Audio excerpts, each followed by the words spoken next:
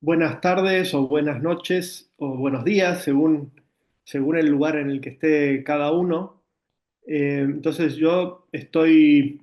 me siento muy honrado por la invitación, por estar aquí nuevamente junto a la gente de Sede Sapientia para celebrar la fiesta de Santo Tomás de Aquino en su fecha antigua. Aunque hoy es 5, todavía no es la fecha correcta, digamos concreta, pero bueno, estoy muy contento de estar aquí nuevamente, después de creo que son 4 años, la última vez que había dado una ponencia con vosotros fue hace 4 años. Así que bueno, en este caso, más que una ponencia, a mí Isaías me pidió que explicara un tema, que es el tema famoso de la tercera vía de Santo Tomás para demostrar la existencia de Dios, más bien a modo de una clase que de una conferencia o de una ponencia propiamente. Y eso es lo que voy a hacer, entre otras cosas porque, bueno, yo no tengo suficientemente estudiado el tema de la tercera vía como para presentar una ponencia, sino que lo que puedo hacer es dos cosas: hacer un esquema general, una presentación general muy parecida a la que yo hago cuando doy mis clases de Teodicea y explico este tema, y al mismo tiempo, bueno, dejar apuntadas algunas ideas que yo tengo sobre cómo se podrían resolver algunas de las cuestiones interpretativas que hacen que sea complicado entender este argumento, pero sin tener una tesis propia completamente desarrollada, sino, bueno, más bien sugiriendo algunas ideas para que en el momento de las preguntas quizá podamos conversar sobre este tema con más profundidad. ¿eh? Bueno, la tercera vía de Santo Tomás, que está la tercera vía para demostrar la existencia de Dios, es la tercera en la Suma de Teología, porque en otras obras aparece de otra forma. Bueno, es uno de los argumentos más comentados, más discutidos. Hay mucha confusión en cuanto al modo en que debe ser interpretado este argumento. Y curiosamente es en algunos casos de las mejor valoradas. Para mucha gente es el mejor argumento de Santo Tomás para demostrar la existencia de Dios. Para otras personas es un argumento confuso, difícil de entender y que no es el más provechoso, digamos, ¿no? Bueno, es el argumento, como pongo en el título, el argumento de lo posible y lo necesario, porque efectivamente así es como lo presenta Santo Tomás, como argumento de lo posible y de lo necesario. Sin demasiada resumen previo, voy a ir directamente a la lectura del texto tal como se encuentra en la Suma Teológica. Dice Santo Tomás: la tercera vía, se toma a partir de lo posible y lo necesario, y es esta. Encontramos, pues, en las cosas algunas que son posibles de ser y no ser, pues encontramos algunas cosas que se generan y se corrompen, y por consiguiente son posibles de ser y no ser. Ahora bien, es imposible que todas las cosas que son sean tales, porque lo que es posible que sea y no sea, alguna vez no es. Por consiguiente, si todas las cosas son posibles de ser y no ser, alguna vez no hubo ninguna cosa. Pero si esto es verdadero, perdón, ta, ta, ta, si esto es verdadero, tampoco habría nada ahora, porque lo que es no comienza a ser más que por algo que es. Por tanto, si no hubo ningún ente, fue imposible que algo comenzara a ser. Y así no habría nada de ningún modo, lo cual es evidentemente falso. Por consiguiente, no todos los entes son posibles, sino que conviene que haya algo necesario en las cosas. Bueno, esta es la primera parte del argumento, que lo que quiere probar es que no puede ser que solamente existan cosas que sean posibles de ser y no ser, sino que tiene que haber al menos alguna cosa necesaria. Y el argumento continúa de la siguiente manera. Ahora bien, todo lo necesario o tiene la causa de su necesidad en otro o no la tiene, pero no es posible que se proceda al infinito en las cosas necesarias que tienen causa de su necesidad, como tampoco en las causas eficientes, como ha sido probado. Por consiguiente, es necesario poner algo que sea necesario por sí, que no tenga la causa de su necesidad en otro, sino que es la causa de la necesidad de otros y al que todos llaman Dios. Bueno, como ven, es un argumento que tiene una cierta longitud y una cierta complejidad y que tiene dos partes claramente diferenciadas. Una destinada a probar que existe al menos algo necesario y una segunda parte destinada a probar que si hay algo necesario, tiene que haber algo que sea necesario por sí y es lo que llamamos Dios. Bueno, este argumento tiene en la obra de Santo Tomás varias formulaciones. En la Suma de Teología aparece como un argumento para probar la existencia de Dios, pero en la Suma contra Gentiles, por ejemplo, en la primera parte, en el capítulo 15, aparece un argumento muy similar, muy semejante, que está destinado a probar la eternidad de Dios, no la existencia de Dios, sino su eternidad. Vamos a leer esta versión de la Suma contra Gentiles y solamente voy a señalar las otras paralelas. Dice Santo Tomás, vemos en el mundo algunas cosas que son posibles de ser y no ser, a saber, las generables y corruptibles. Ahora bien, todo lo que es posible de ser tiene causa, porque dado que de suyo se encuentra igualmente abierto a las dos alternativas, a saber, a ser y a no ser, conviene que si se le atribuye el ser, esto sea a partir de alguna causa. Pero en las causas no se puede proceder al infinito como se ha probado más arriba, por la razón de Aristóteles. Por consiguiente, conviene poner algo que sea un ser necesario. Hasta aquí otra vez la primera parte del argumento. Y ahora va a la segunda parte. Ahora bien, todo lo necesario o tiene causa de su necesidad en otro o no, por ser necesario por sí mismo. Ahora bien, no se puede proceder al infinito en las cosas necesarias que tienen la causa de su necesidad por otro, por consiguiente conviene poner algún primer necesario que sea necesario por sí mismo y este es Dios, que es la causa primera. Bien, hasta ahora la formulación entonces de la Suma contra Gentiles. En la misma obra, en el libro segundo, también en el capítulo 15, aparece una formulación muy similar, que en este caso está destinada a probar que todo lo que no es Dios está creado o ha sido creado por Dios. Y en el compendio de teología, libro primero, capítulo 6, también aparece un argumento muy parecido, pero que en este caso lo que pretende probar es que Dios es un ser necesario por sí mismo. Hasta donde yo sé, en la obra de Santo Tomás están estas cuatro formulaciones del argumento, si es que se considera que es un mismo argumento. Es discutible si es exactamente el mismo o si son argumentos distintos. En todo caso, es una familia de argumentos muy similares y hay cuatro formulaciones, hasta donde yo sé, en la obra de Santo Tomás. Vamos a hablar un poquito, antes de entrar en las discusiones sobre la interpretación del argumento, en el tema de las fuentes. Se suelen señalar como fuentes de este argumento, en primer lugar, a Aristóteles, aunque en la obra de Aristóteles no aparece este argumento desarrollado de manera explícita, sí que hay algunas ideas que sugieren que se podría construir un argumento como este, ¿no? En concreto, en el libro 12 de la Metafísica, en el capítulo sexto, Aristóteles dice esto, ¿no?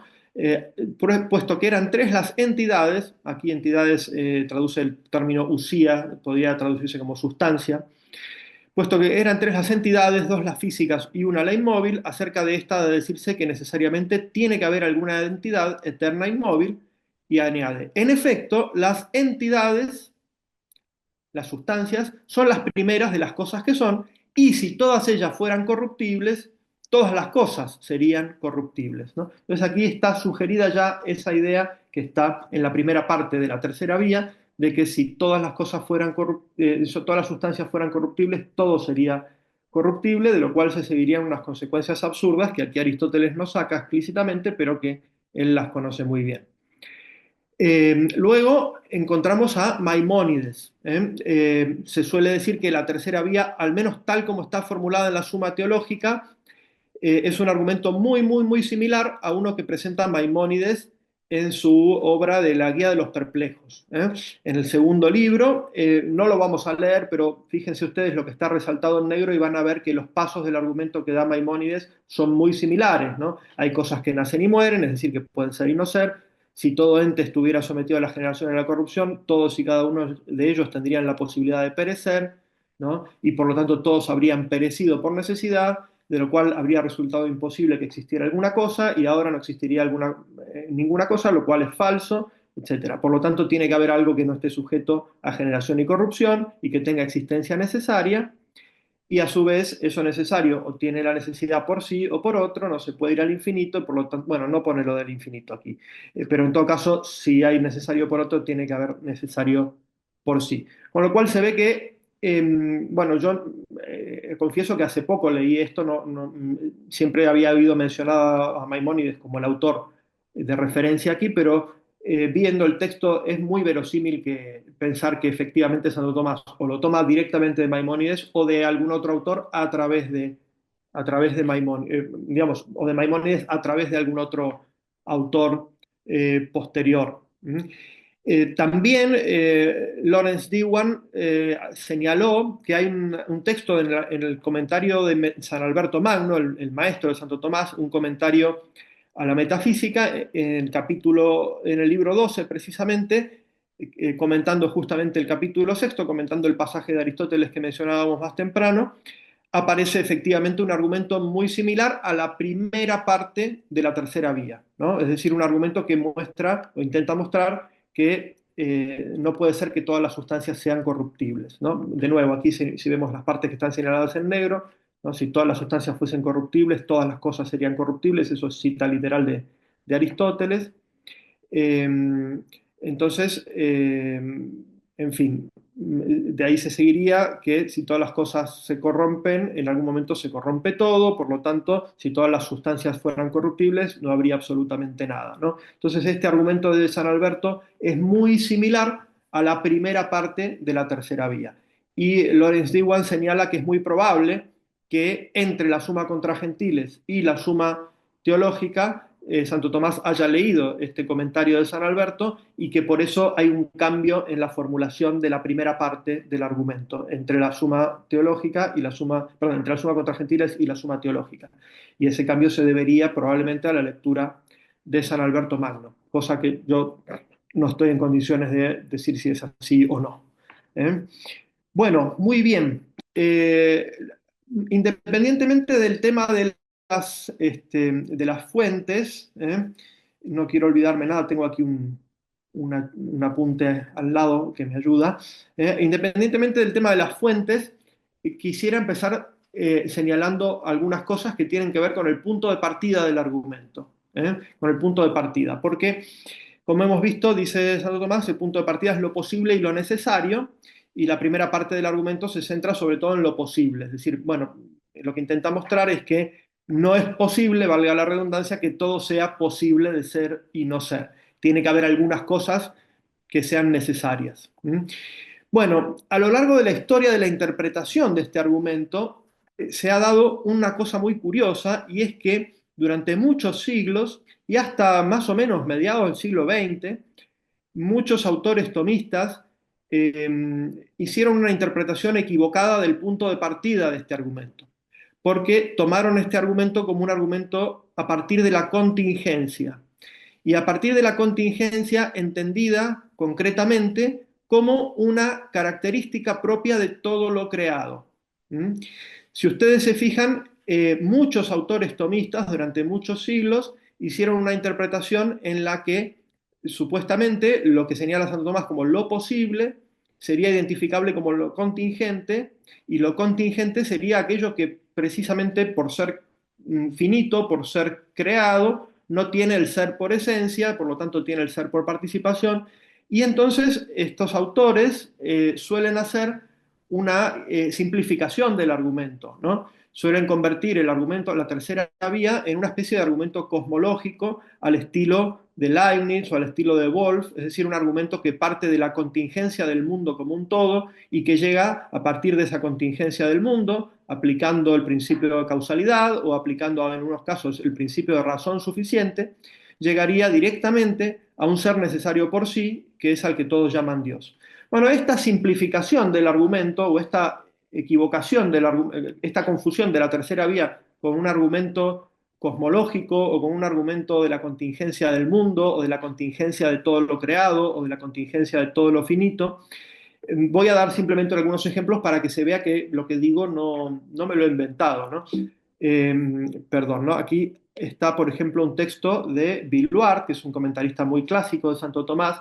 No me ha dado tiempo a traducirlo, entonces disculpen, lo puse ahí en latín, pero bueno, lo importante está señalado ahí en negro, ¿no? Que es sencillamente la idea de que partiendo del ser contingente se llega directamente al ser necesario por sí, que es Dios, ¿no? Un autor que también comete este error de interpretación claramente es Garrigou Lagrange. Entonces, el gran Garrigou Lagrange, que en tantas cosas uno, bueno, lo puede admirar naturalmente porque es un gran pensador tomista. Sin embargo, en este punto hace una interpretación muy simplificada, ¿no? Muy simplificada. Fíjense lo que está señalado allí en negro y van a ver que comete también este error de interpretación, ¿no? Dice, lo que no tiene en sí razón suficiente de su existencia, debe tener esa razón en otro, y este otro, en último término, debe existir por sí, porque si fuese de la misma naturaleza que los seres contingentes, en vez de poderlos explicar, ni siquiera se explicaría él mismo, ¿no? Bueno, básicamente todo lo creado es contingente y todo lo creado necesita una razón suficiente de su existencia. Y fíjense la expresión, ¿no? Razón suficiente, que es terminología moderna, ¿no? De Leibniz, ¿no? De Wolff y este tipo de autores, ¿no?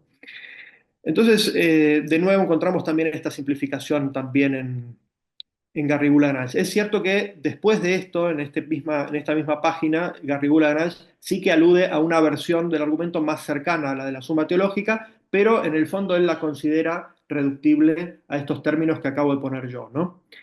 Lo mismo podemos encontrar, o algo parecido encontramos en la versión de Millán Puelles en Fundamentos de Filosofía, ¿no? Millán Puelles también es un tomista que yo admiro muchísimo y me parece un pensador brillante, pero en su explicación de la tercera vía, bueno, él pone una versión más cercana a la de la suma contra gentiles, ¿no? Donde, bueno, se parte de lo generable y corruptible, y se aplica el principio de causalidad y no se puede ir al infinito, y de ahí directamente se llega al ser necesario por sí, que sería Dios, ¿no?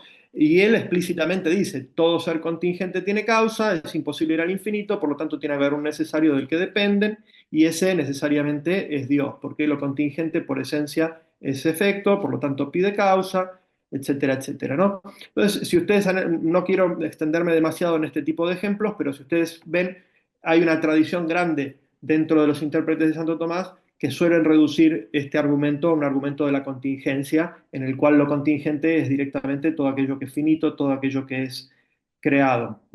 Otro autor que yo admiro muchísimo fue profesor mío, Juan Alfredo Casaubon, en su manual de filosofía atomista, Nociones Generales de Lógica y Filosofía, también reduce el argumento a esto, ¿no? Existen seres contingentes cuya esencia no es el puro ser, pues son finitos, suponen pues para ser la acción de un ser necesario, el que llamamos Dios, ¿no? Y por último voy a citar esto, un resumen de la tercera vía que yo encontré, ahora les voy a decir cómo, ¿no? Resumen de la tercera vía, observación del mundo, hay seres contingentes que pueden existir o no existir, ¿no? Estos seres contingentes tienen que ser causados por un ser necesario y ese ser necesario es Dios. Bueno, este resumen que les acabo de enseñar es un resumen que se lo pedí a ChatGPT, ¿no? Es decir, a la inteligencia artificial. Entonces me tomé este trabajo de decirle, bueno, le pedí a la inteligencia artificial más conocida de todas, que es ChatGPT, que me explicara la tercera vía de Santo Tomás y me la explicó en estos términos.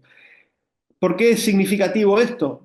Sencillamente porque esta inteligencia artificial trabaja con datos que toma efectivamente de Internet y por lo tanto, si la inteligencia artificial hace este resumen, es porque esta interpretación del argumento es probablemente la más difundida de todas, ¿no? Entonces es una especie de test casi infalible para mostrar que efectivamente la interpretación errónea de la tercera vía está muy extendida. ¿Eh? Entonces, bueno, fuera de esto, entonces, ¿qué pasa? ¿Cuál es exactamente, perdón, este, el problema aquí, ¿no? ¿Cuál es el problema de esta interpretación que encontramos en todos estos autores e incluso en la inteligencia artificial? Bueno, la primera y más obvia es que esta interpretación no respeta la formulación del argumento tal como la hace el propio Santo Tomás, ¿no? Y por lo tanto, bueno, eso ya sería un signo de que aquí hay un problema. En segundo lugar, hace superflua la segunda parte del argumento, porque si con la primera parte, que parte de lo posible interpretado como contingente, ya llegamos a un ser necesario y ese ser necesario ya es Dios directamente, entonces toda la segunda parte del argumento de Santo Tomás parece que sobra. Eh, en el fondo, el problema principal es que no entiende bien esta interpretación tan difundida, no entiende bien cuál es efectivamente el punto de partida del argumento, que no es lo contingente entendido como idéntico con lo finito, idéntico con lo creado, ¿no? No es un contingentismo universal, es decir, no es una afirmación de que todo cuanto no es Dios es contingente, sino que lo posible y lo necesario es concretamente lo que se genera y se corrompe. Ahora vamos a explicarlo esto con más detalle. Pero cuando San Tomás dice, vemos que hay cosas que son posibles de ser y no ser, eso se identifica concretamente con las cosas que se generan y que se corrompen. Con esto no quiero decir que no se podría interpretar, no se podría hacer un argumento a partir de la metafísica de Santo Tomás que considerara que todo lo creado en algún sentido es contingente, ¿no? En algún sentido, que no es como usa el término Santo Tomás, en algún sentido se podría decir que todo lo que no tiene el ser por esencia, sino que tiene el ser por participación, podría no haber existido, porque Dios podría no haberlo creado, y por lo tanto que todo lo que no es Dios, en ese sentido, ¿no? Es contingente y se podría hacer un argumento a partir de allí que se parecería quizá más al argumento del de ente tesentia, o se parecería quizá a un argumento de la participación, pero que ya no sería la tercera vía, ¿no? Pero esto lo señalo también porque, bueno, hay un ex profesor mío, uno que fue profesor mío, ¿no? Y al que yo admiro mucho, que es Alberto Berro, que publicó un artículo en la revista Sapientia explicando que efectivamente se puede, en un sentido amplio, hablar de contingencia para referirse a todo lo creado. Pero bueno, aunque eso sea verdad, eso no quiere decir que así se deba interpretar la tercera vía. La tercera vía no debe interpretarse así, ¿no? Este, y por señalar una cuestión terminológica, ¿no? Cuando, Santo Tomás, el término contingente, por supuesto que lo utiliza, pero lo utiliza con mayor frecuencia o la mayor parte de las veces lo utiliza para referirse a las causas que son defectibles o impedibles, es decir, las causas que pueden producir o no producir el efecto al que por naturaleza están ordenadas, ¿no? Ese es el uso más habitual. Y cuando Santo Tomás, por ejemplo, habla de los futuros contingentes, bueno, son futuros que dependen de causas impedibles y cosas por el estilo. Entonces, la palabra contingencia en Santo Tomás está sobre todo reservada o referida a las causas que pueden ser impedidas en su efecto, ¿no? Y por eso Santo Tomás, por ejemplo, nunca dice que la voluntad de Dios es contingente, ¿no?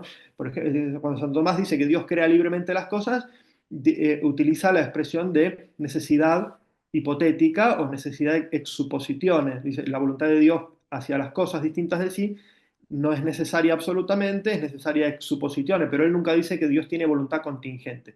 Sí lo dirán luego los escotistas y otros autores, pero Santo Tomás nunca dice eso porque él entiende que contingente es toda causa que es impedible, ¿no? Y por eso en la tercera vía no es un argumento de la contingencia del mundo ni nada por el estilo, ¿no? Sobre esto recomiendo siempre el clásico artículo de Cornelio Fabro. Cornelio Fabro tiene un artículo en el que habla sobre lo contingente de Santo Tomás, no me acuerdo exactamente el título, y que él hizo resaltar justamente este asunto y cómo también se había producido este equívoco en relación con la tercera vía durante muchos siglos. Pero bueno, vamos a pasar entonces a la explicación que yo considero correcta de cuál es el punto de partida del argumento, ¿no? Cuando se habla de lo posible de ser y no ser, o lo que es posibilia ad esse, ad no esse, ¿no? Las cosas que son posibles respecto del ser y son posibles respecto del no ser, o también se puede traducir aquello que es posible que sea y que no sea, o algo por el estilo, ¿no? Bueno, para entender qué quiere decir esto, tenemos que distinguir en Santo Tomás distintos sentidos de lo posible, ¿no? Para Santo Tomás, el término posible se puede utilizar en distintos sentidos, y ahora voy a explicar en qué sentidos.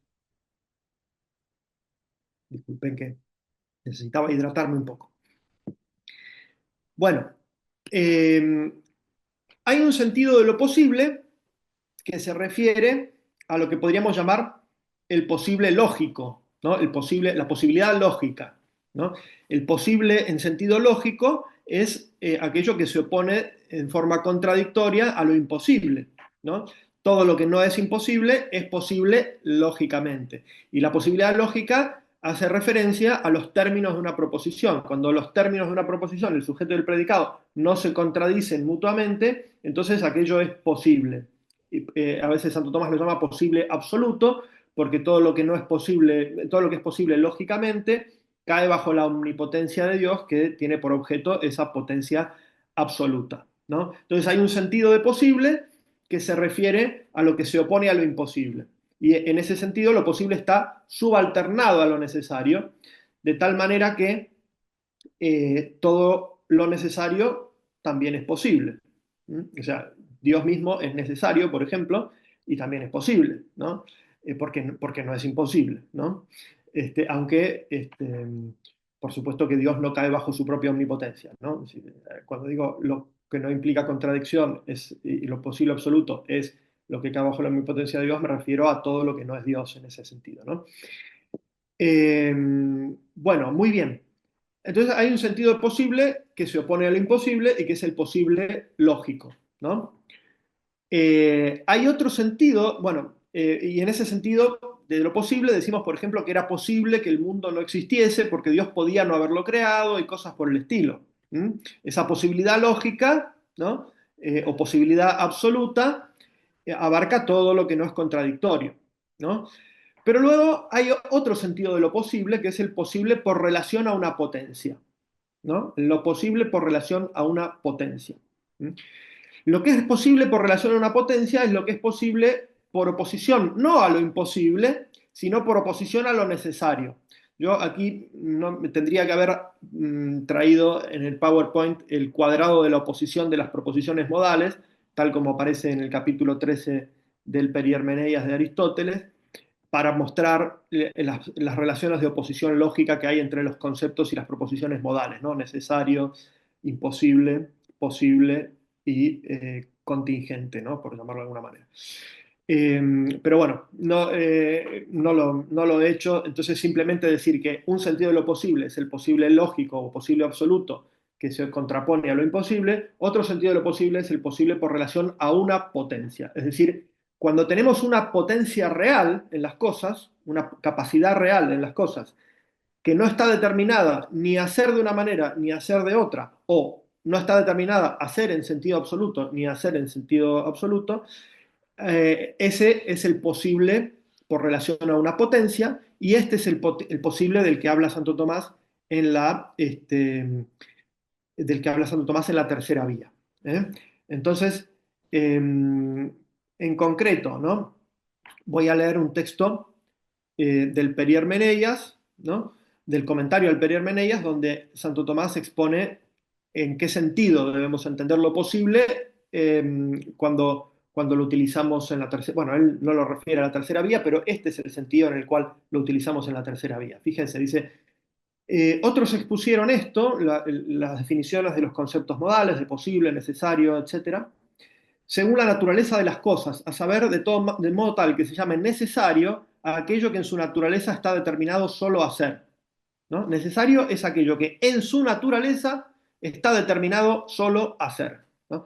Esto es importante, ¿no? Si consideramos la naturaleza misma de la cosa, si consideramos su esencia, no tiene potencia para dejar de ser. Eso es lo necesario. En cambio, imposible es lo que está determinado solo a no ser, es decir, lo que por naturaleza es imposible que sea, ¿no? No tiene, básicamente no tiene naturaleza.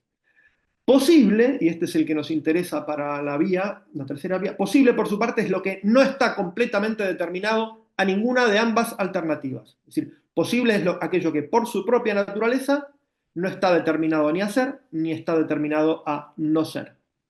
Y añade, sea que se encuentre más inclinada hacia una que hacia otra, sea que se encuentre igualmente inclinada hacia ambas, lo cual se llama contingente hacia ambas alternativas. Ven aquí, sí, Santo Tomás utiliza el término contingente en un sentido más restringido.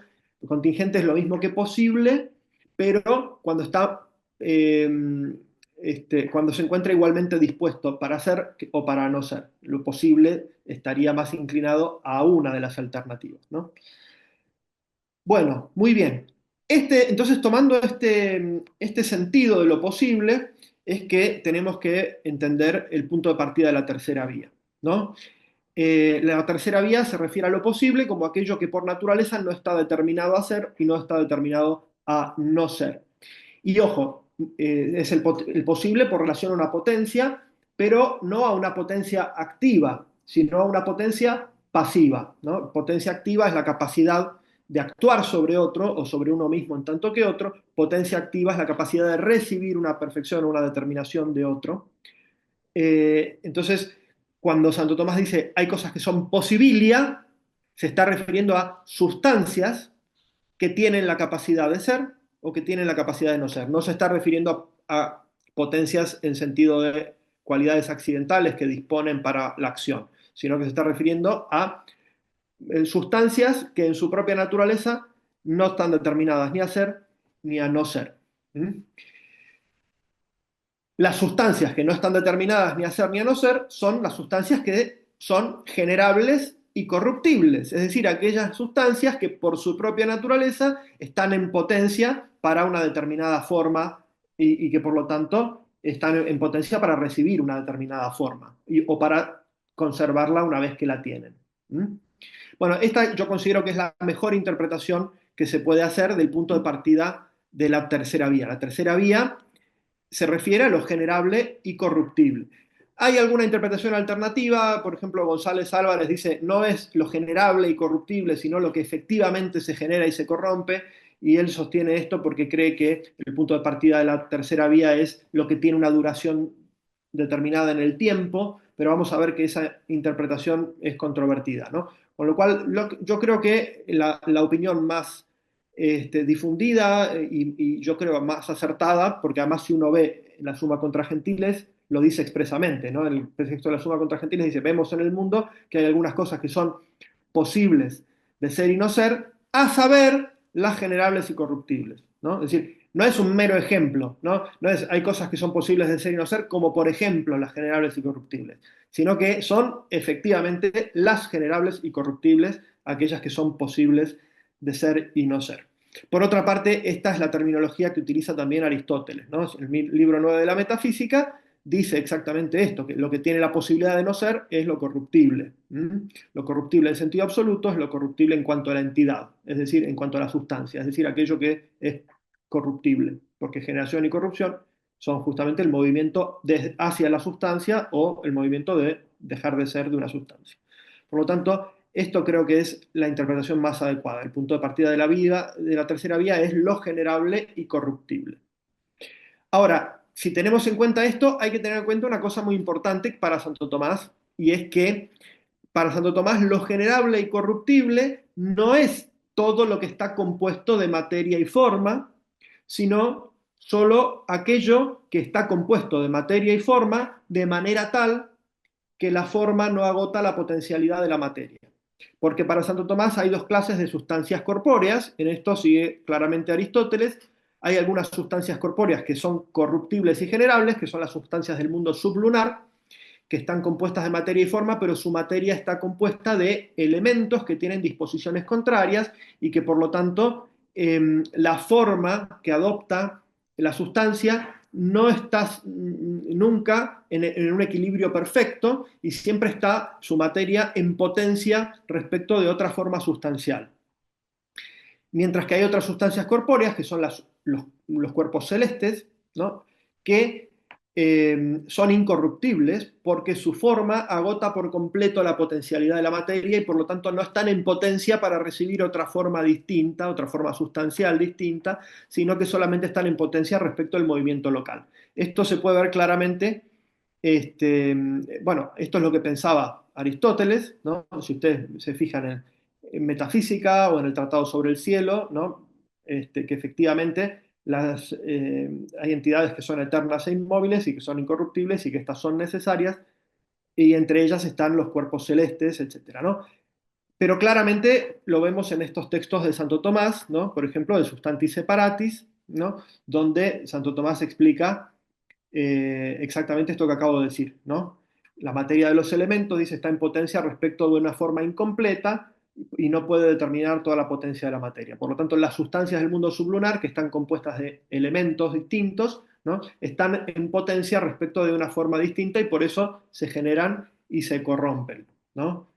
Los cuerpos corruptibles, dice, en sí mismos tienen una materia tal que es ente solo en potencia, sin embargo, no toda la potencialidad de esa materia está completada por la forma.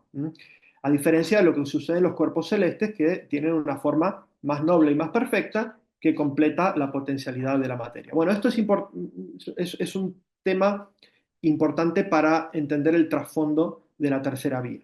¿Eh? Bueno, muy bien. Vamos a pasar ahora a la primera parte del argumento, al hacer un análisis rápido de la primera parte del argumento, ¿no? Entonces, en la primera parte del argumento hay un pequeño problema de interpretación que tiene que ver con una cuestión textual, ¿no? En la edición de Marietti dice, es imposible que todas las cosas que son sean tales, es decir, que sean generables y corruptibles, mientras que en la edición leonina aparece un semper, ahí una palabra siempre, es imposible que todas las cosas que son tales existan siempre. Con lo cual hay una pequeña diferencia textual que puede influir en la interpretación posterior del argumento, sobre todo la edición leonina puede apuntalar una interpretación temporal de la primera parte del argumento, como vamos a ver más adelante, pero parece más congruente con la intención de Santo Tomás y con los textos paralelos de la Suma contra Gentiles y con lo que encontramos en las fuentes, en Maimónides y otros autores, parece más adecuada la primera interpretación, ¿no? Es decir, lo que quiere probar la primera parte del argumento es que no es posible que todas las cosas que existen sean posibles de ser y no ser, es decir, generables y corruptibles. Bueno, muy bien. Esta primera parte del argumento tiene tres pasos importantes. Un primer paso que yo más llamo primer salto, porque parece una especie de salto argumental que no está justificado o no parece justificado, y es que todo lo que es posible de ser y no ser, es decir, todo lo generable y corruptible, en algún momento no es, en algún momento no existe, ¿verdad? Ya vamos a ver qué distintas interpretaciones hay sobre esta cuestión, ¿no? Un segundo salto si todas las cosas son posibles de ser y no ser, es decir, si todas las cosas fueran generables y corruptibles, en algún momento no existió nada, dice Santo Tomás. Y este segundo salto es todavía más complicado, más controvertido que el primero. Y luego hay una tercera parte de esta primera parte del argumento, un tercer paso de esta primera parte del argumento, que es una reducción al absurdo, en la que Santo Tomás lo que intenta mostrar es que si todas las cosas fueran posibles de ser y no ser, en algún momento no hubo nada y por lo tanto nada podría haber comenzado a existir porque de la nada nada se genera, etcétera, etcétera, ¿no? Esto ya lo leímos, entonces simplemente señalo estas tres partes del argumento para que las tengamos presentes y ahora vamos a analizar un poquito cada parte cada paso de este argumento. Entonces vamos a la interpretación del primer salto. El primer salto sería el de todo lo que es posible de ser y no ser, en algún momento no es, ¿no? Bueno, Maimónides da una justificación en su versión, dice, lo que es posible para una especie forzosamente tiene que ocurrir.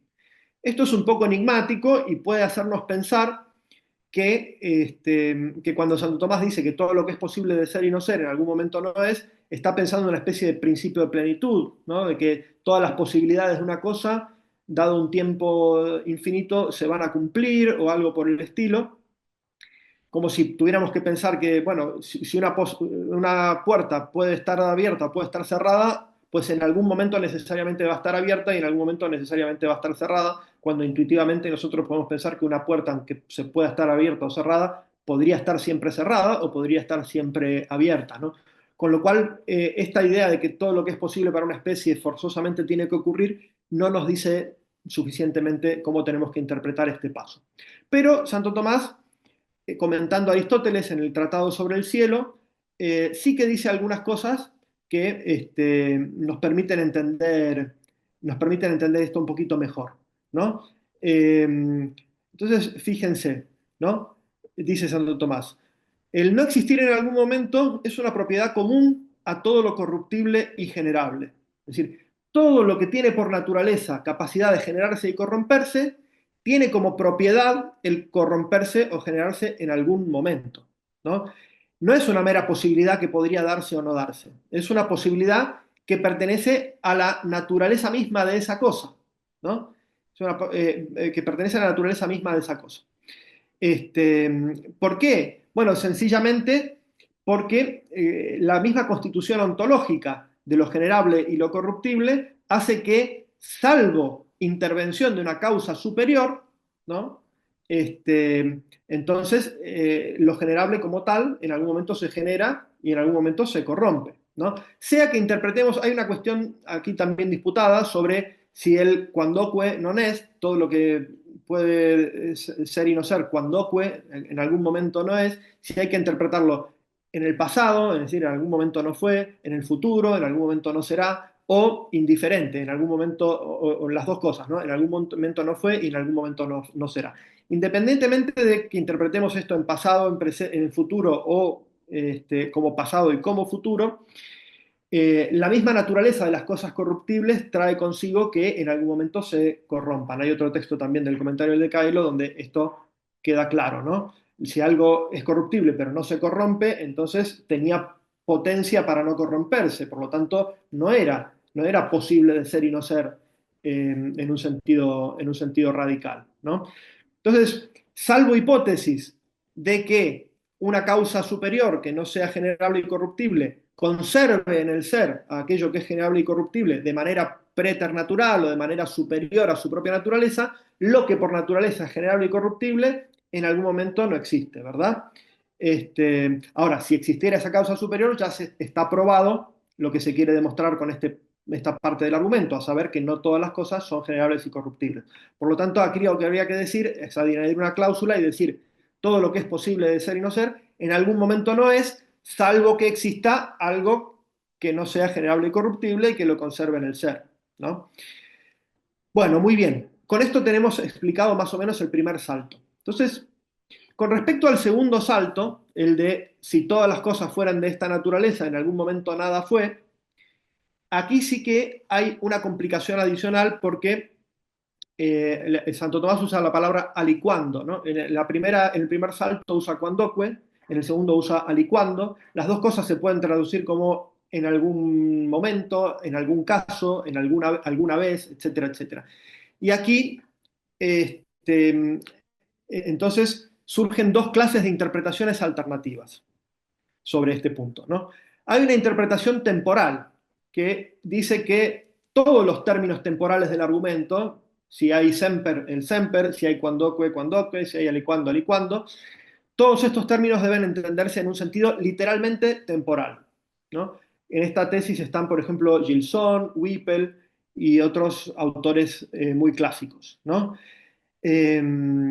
Entonces, de aquí lo que habría que decir es que cuando Santo Tomás en el segundo salto dice, si todo fuera de esta naturaleza, en algún momento nada existió, habría que entender esto de esta manera. Pero esto tiene un problema muy clásico, que es el problema de la falacia de composición, ¿no? ¿Cómo pasamos de que si cada cosa en particular es generable y corruptible, entonces todas son generables y corruptibles? ¿Cómo pasamos de que si cada cosa en particular en algún momento no existe, todas en algún momento no existen, ¿no?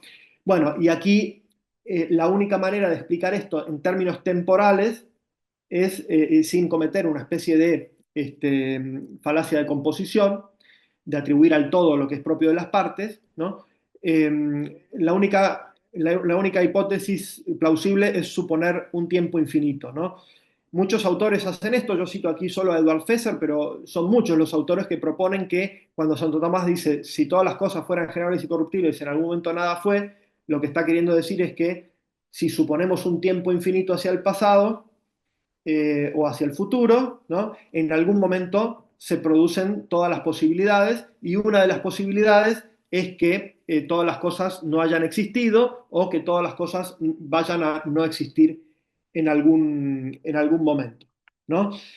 Bueno, muy bien. Esta es la hipótesis que tienen muchos que adoptan esta perspectiva temporal para interpretar el argumento, ¿no? Ahora, ¿qué sucede? ¿Es plausible esta interpretación? ¿Es buena esta interpretación? A ver, hay autores como Gavin Kerr que dicen que no, que sería contradictoria porque el mismo Santo Tomás admite la posibilidad de un mundo eterno, ¿no? Metafísicamente hablando, no sería imposible que el mundo hubiera existido siempre hacia el pasado y que fuera a existir siempre hacia el futuro, y por lo tanto sostener que si todas las cosas fueran generables y corruptibles, en algún momento nada fue o en algún momento nada será, sería lo mismo que decir que un mundo de duración indefinida es contradictorio, cosa que Santo Tomás admite en otros lugares que no lo es, ¿no? Yo no creo que esta sea una buena crítica a esta interpretación del argumento, sencillamente porque cuando Santo Tomás dice que el mundo podría haber sido eterno, no lo hace considerando un mundo solo con sustancias generables y corruptibles, sino lo hace considerando un mundo en el que hay sustancias incorruptibles como los cuerpos celestes y otras por el estilo. Con lo cual, no habría esa contradicción. Santo Tomás podría perfectamente decir, no es contradictorio pensar un mundo infinito hacia el pasado o infinito hacia el futuro, siempre que haya sustancias generables y corruptibles y otras que no son generables y corruptibles, ¿no? Aún así, a mí no me parece, a ver, ¿es una interpretación plausible? Sí, es plausible si uno quiere hacer sentido del argumento y a lo mejor salvar el argumento de alguna manera que el propio Santo Tomás no propuso expresamente. Pero aquí ya entramos en el terreno de lo especulativo, porque Santo Tomás en ningún lugar propone una interpretación como esta, ni hace una justificación como esta de la afirmación de que si todas las cosas fueran generables y corruptibles, en algún momento no hubo nada. Nunca dice esto del tiempo infinito, ni que en el tiempo infinito se dan todas las posibilidades, ni nada por el estilo. Y es más, yo sospecho que es una forma mentis muy alejada de la que tiene Santo Tomás, por razones que ahora no voy a ampliar, pero que podría ampliar si me preguntan, ¿no? Luego, además de la interpretación temporal, hay otros tipos de interpretaciones no temporales del cuandoque y el alicuando y de todas estas cosas, ¿no? Por un lado hay una interpretación modal, ¿no? Aquí el autor más importante es uno que recientemente hizo esta propuesta, que se llama Daniel Bonnebach. Entonces Daniel Bonnebach propone que los términos cuandoque y alicuando no hay que entenderlos en sentido temporal, sino en sentido modal, y son reemplazables o sustituibles por en algún caso o en algún mundo posible. Entonces, lo que quiere decir Bonnebach es que para Santo Tomás no es que en algún momento sucedió que no hubo nada, sino que si todas las cosas fueran posibles de ser y no ser, habría algún mundo posible, algún caso en el cual no existe nada. Habría, vamos a decir así, alguna situación contrafáctica a la actual en la que hubiera sido posible que no existiera nada. Entonces él utiliza semántica de mundos posibles y lógica de mundos posibles, la lógica S5 concretamente.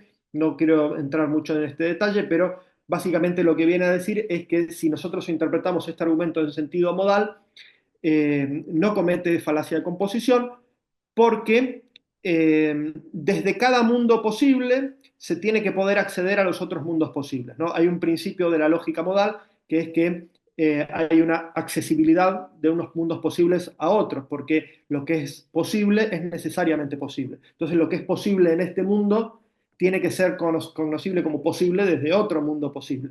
No sé si se me entiende, ¿no?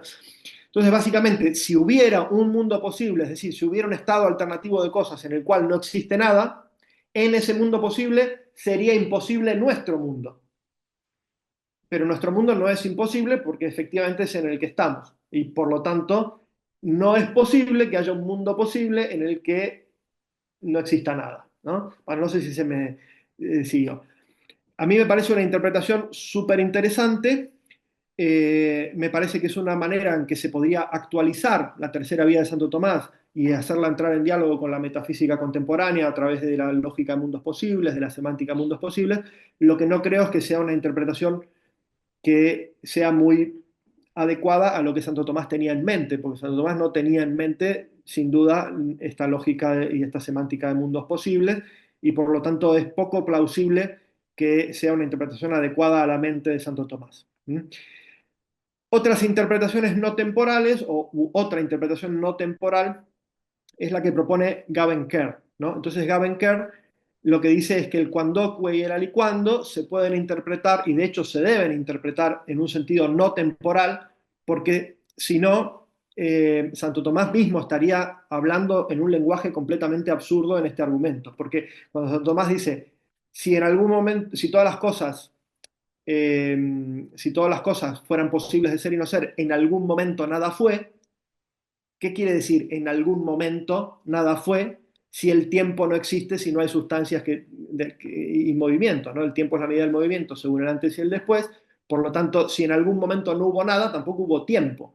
Con lo cual es evidente que el alicuando no hay que interpretarlo en un sentido literalmente temporal, dice Gavenker, ¿no? ¿Y cómo hay que interpretarlo entonces? Bueno, hay que interpretarlo, dice Gavenker, como en un sentido causal, en un sentido de dependencia, ¿no? Eh, o sea, cuando y alicuando expresan condiciones de dependencia. Lo que quiere decir básicamente es que lo generable y corruptible no se sustenta por sí mismo, ¿no? No puede existir por sí mismo, tiene que depender de otra cosa. Es lo mismo que si dijera, sin una causa o sin una realidad distinta de la cual dependan, las cosas generables y corruptibles nunca existirían, pero nunca, no en un sentido temporal, sino en el sentido de no existirían en absoluto, ¿no? Entonces, si nosotros interpretamos estos términos temporales en un sentido causal, ¿no? Como una condición causal, si no hubiera algo de lo cual dependieran estas cosas, este tipo de cosas, las generables y corruptibles, no existirían, entonces podemos salvar también el problema de la falacia de composición, porque es evidente, o sea, ya no hace falta explicar mucho, ¿no? Es decir, si las cosas generables y corruptibles por su propia naturaleza no dan cuenta de sí mismas y tienen que depender de otras, pues es evidente que hay otras que no son generables y corruptibles. Entonces, yo creo que esta interpretación de Gavin Kerr, perdón, aquí está el argumento de Bonnebach, pero me lo voy a saltear, esta interpretación de Gavin Kerr, yo creo que está bien orientada, pero hay que explicarla o hay que explicitarla un poquito más, ¿no? Hay que explicitarla un poquito más. La idea básica es que efectivamente la misma naturaleza de lo generable y lo corruptible exige que haya algo que no sea generable ni corruptible. Uno puede hacer esto simplemente olvidándose de lo que dice la tercera vía de Santo Tomás y yendo a las versiones paralelas de la suma contra gentiles, donde eso está planteado en otros términos, causales, directamente causales, ¿no? Todo lo que es generable y corruptible no tiene el ser por sí mismo, tiene el ser recibido de otro, y por lo tanto ahí ya tenemos que, tiene que haber algún ser necesario, ¿no?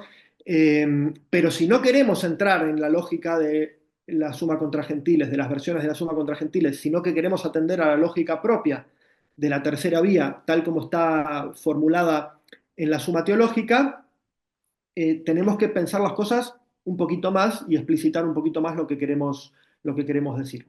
Entonces, si me disculpan, voy a hidratarme un poquito. Bueno, entonces lo primero que hay que empezar es diciendo que para Santo Tomás, la generación y la corrupción suponen ya ciertos principios constitutivos de las cosas generables y corruptibles, que ellos mismos no están sujetos a generación y a corrupción. Todo lo generable y corruptible está compuesto de materia y forma. Ahora, la materia misma no es generable, eso lo dice expresamente Santo Tomás en De Principiis Natura y en otros lados, en el comentario de la física. La forma como tal no es generable tampoco, la forma en cuanto tal. Esta forma en particular de este perro o de esta jirafa son generables con el perro y con la jirafa, pero la forma en cuanto forma no es generable ni corruptible, ¿no? Decir esto no es suficiente porque alguno podría decir, bueno, pero la materia y la forma no son sustancias y por lo tanto no son sustancias necesarias. ¿Mm?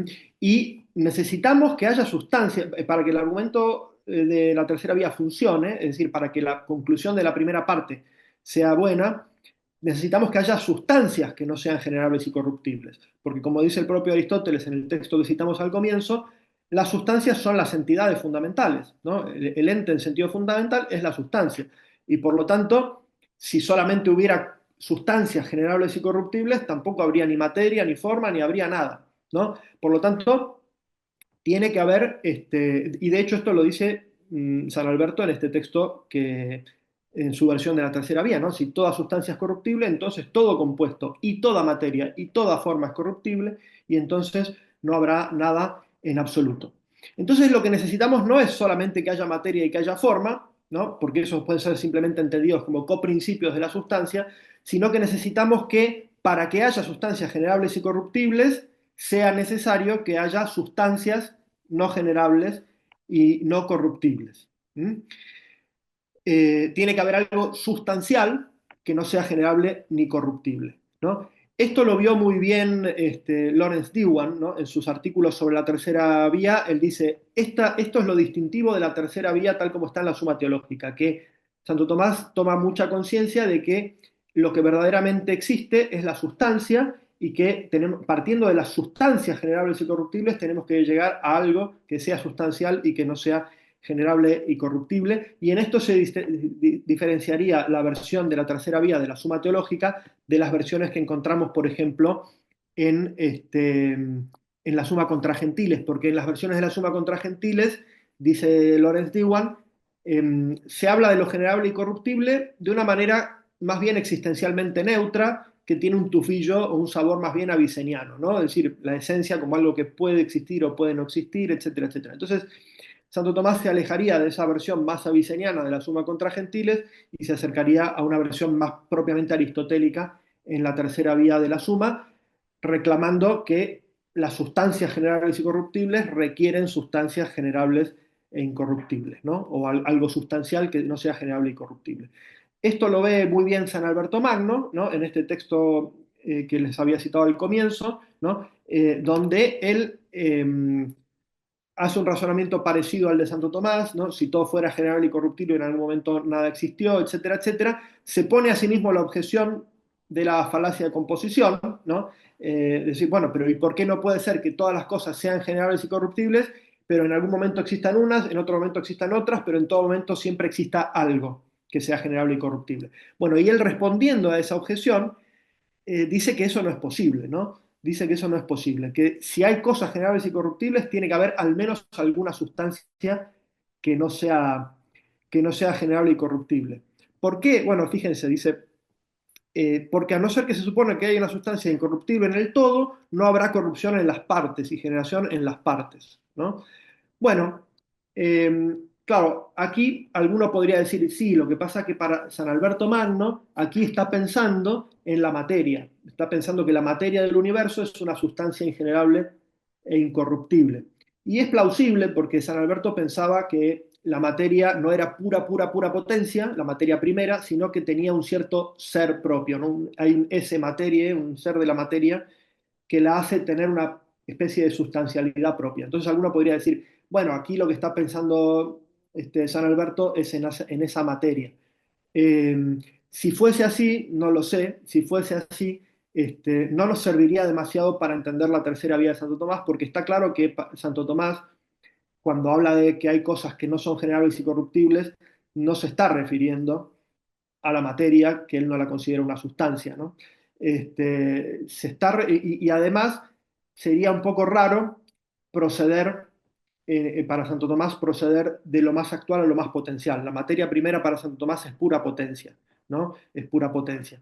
Y por lo tanto, la tercera vía, que ya vamos a ver, es una especie de ascenso metafísico, de lo corruptible a lo incorruptible, de lo incorruptible a Dios, no podría ir de lo que es más actual, que es la sustancia compuesta de materia y forma, a lo que es más potencial, que es la materia misma, ¿no?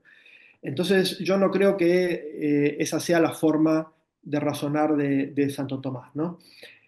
Más bien aquello de lo cual dependen las cosas generables y corruptibles, hay que buscarlo más bien por la línea del acto y de la forma, no por el lado de la materia y de la potencia, de la pura potencialidad, de la potencia pasiva que es la materia, sino por el lado de la forma. Entonces aquí yo quiero proponer lo que podríamos llamar una especie de principio de emergencia de la forma y del acto, ¿no? Que lo vamos a encontrar muy claramente explicado por Santo Tomás, ¿no? O sea, para Santo Tomás hay una primacía y una prioridad del acto sobre la potencia, en esto sigue Aristóteles, y por lo tanto también de la forma por sobre la materia. Y esto nos puede dar una clave para entender mejor la dependencia de la que se habla en la tercera vía, cuando se dice que todas las cosas generables y corruptibles no serían si no hubiera alguna cosa ingenerable e incorruptible. ¿Por qué? Porque para Santo Tomás, si bien la forma sustancial de cada individuo corruptible es corruptible también junto con el individuo y además se reduce a las causas particulares, ¿no? El hombre genera al hombre, el caballo genera al caballo, etcétera, etcétera. Sin embargo, la forma en cuanto tal, la forma considerada como forma, no depende de la materia para ser. ¿Mm? Hay formas que dependen de la materia para ser, la forma del perro, la forma del caballo, etcétera, etcétera, sin materia no pueden darse. Pero la forma en cuanto forma, lo que significa que algo sea una forma, ¿no? No depende de la materia para ser, ¿no? Esto lo dice expresamente Santo Tomás, ¿no? Fíjense, emergencia de la materia sobre la forma. El acto, dice, es por naturaleza anterior a la potencia ciertamente depende del acto y la materia de la forma. Por lo tanto, las cosas anteriores por naturaleza no pueden depender de las posteriores, ¿no? Las cosas posteriores por naturaleza, por ejemplo, las generables y corruptibles, este, perdón, las cosas anteriores, las no generables y corruptibles, no pueden depender de las posteriores, es decir, de las generables y corruptibles. Por eso dice, hay por encima de las formas recibidas en materia, algunas formas subsistentes por sí, que son sustancias espirituales no compuestas de materia y forma. ¿Mm? Esto es importante, ¿no? Entonces, en la ontología de Santo Tomás, lo que hay que tener en cuenta es que las cosas generables y corruptibles están compuestas de materia y forma, ¿Mm? Pero si nosotros analizamos lo que es esa constitución ontológica de materia y forma, vamos a darnos cuenta que, aunque las formas que nosotros conocemos son dependientes de la materia, la forma como tal no es dependiente de la materia. Y por lo tanto puede existir sin materia. Ahora, que pueda existir sin materia no quiere decir necesariamente que tenga que existir sin materia, ¿no? Y ahí tenemos que dar otro paso distinto, y es darnos cuenta de que incluso las formas de las cosas corruptibles y generables dependen de otras formas que no son generables y corruptibles, o al menos de otras sustancias que son incorruptibles. ¿Cómo es esto? Bueno, esto es porque en la generación y corrupción, si nosotros analizamos las causas involucradas en la generación y corrupción, nos vamos a dar cuenta de que las causas generables y corruptibles de efectos generables y corruptibles solo alcanzan para explicar efectos particulares, pero no alcanzan para explicar efectos universales. ¿Mm? El hombre genera al hombre, el perro genera al perro. Este hombre compuesto de materia y forma me sirve a mí para explicar la existencia de este otro hombre compuesto de materia y forma. Este perro compuesto de materia y forma me sirve a mí para explicar la existencia de este perro compuesto de materia y forma. Pero este hombre o este perro en particular no me pueden a mí explicar por qué existen perros en general o por qué existen hombres en general. Es decir, por qué existen universalmente formas. ¿Mm? Y para explicar por qué hay universalmente formas, yo solamente puedo hacerlo recurriendo a sustancias que no sean generables y corruptibles, dice Santo Tomás. O bien a formas platónicas, el perro en sí o el caballo en sí, del cual participan los perros y los caballos, pero eso hay que descartarlo porque es falso. O bien hay que recurrir a sustancias inmateriales que sean las causas universales de esas formas. Bueno, sustancias, perdón, no inmateriales, sustancias incorruptibles que sean causas de esas sustancias, de esas cosas generables y corruptibles. Entonces, fíjense, por ejemplo, el texto que pongo aquí de Sustantis Separatis, donde Santo Tomás explica esto, ¿no? Dice, hay una doble causa de la naturaleza o de la forma, que es una ciertamente, que es la causa de esta naturaleza o forma en esto en particular, otra que es la causa de esta naturaleza o forma de manera universal. Esta distinción se hace evidente si consideramos las causas de las cosas que se generan. ¿Mm? Y más abajo, lo que es por sí causa de alguna naturaleza según la especie, es necesario que sea causa en todos aquellos que tienen la naturaleza de la especie. ¿Mm? De la misma manera que el caballo que genera, en particular, no puede ser causa de la caballeidad, ¿no? O este perro que engendra este perro no puede ser causa de la perreidad. ¿Cuál es la causa de la perreidad? Tiene que ser algo que sea de naturaleza superior, una causa universal que sea de naturaleza superior. Platón ponía las formas separadas, Aristóteles ponía los cuerpos celestes. Ustedes saben que para Aristóteles, y en esto lo sigue Santo Tomás, los movimientos de los cuerpos celestes son las causas universales de todas las generaciones y corrupciones que ocurren en el mundo sublunar. Las causas universales. Hay causas particulares de la generación, este perro engendra este perro, hay causas universales de la generación, el sol, los astros, etcétera, etcétera, sus movimientos circulares son causas universales de la generación de toda la generación. Por lo tanto, estas sustancias incorruptibles son la explicación última a nivel intramundano de por qué existen y se generan las cosas generables y corruptibles. ¿Mm? Bueno, muy bien. Entonces, fíjense, ¿no? Esto lo dice expresamente Santo Tomás, ¿no? Según la sentencia de Aristóteles, es necesario poner que esta causa universal es alguno de los cuerpos celestes, ¿no? Entonces, la cuestión es esa, ¿no?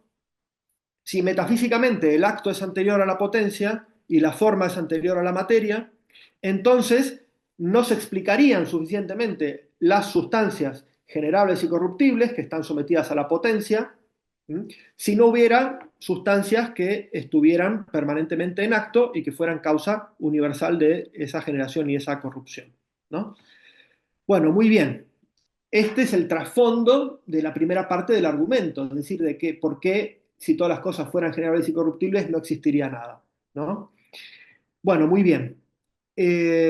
Pero a partir de ahí ya tenemos lo que queríamos en la primera parte, es decir, que no todas las cosas son generables y corruptibles. Como ven, se trata de una especie de ascenso metafísico a niveles de fundamentación y de dependencia cada vez más radicales, ¿no? Es decir, avanzamos de lo generable y corruptible a lo que no es generable y corruptible, y a partir de ahí la segunda parte de la vía procede a concluir que tiene que haber, si hay cosas creadas que son generables y corruptibles, tiene que haber una causa necesaria por sí que no sea generable ni corruptible, pero que tampoco tenga causa de su necesidad, ¿no? Entonces ahí perdón, aquí me olvidé de una cosa, es simplemente unos textos de Aristóteles para apuntalar también mi interpretación, donde se ve claramente que Aristóteles dice que como el acto es anterior a la potencia, las cosas incorruptibles son anteriores a las corruptibles y las corruptibles dependen de las incorruptibles, etcétera, etcétera. Son simplemente algunos textos para ilustrar esa posición.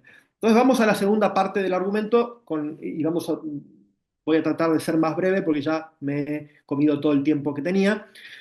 Entonces, fíjense, la segunda parte del argumento va de lo necesario, una vez que ya establecimos que hay algo necesario, tenemos que ver si eso necesario o es directamente Dios, o si hay algunas cosas necesarias que tienen su necesidad recibida de otro, entonces, como no se puede ir al infinito en las causas de la necesidad, tendrá que haber una primera causa que sea necesaria por sí, ¿no? Entonces, esa es la segunda parte del argumento.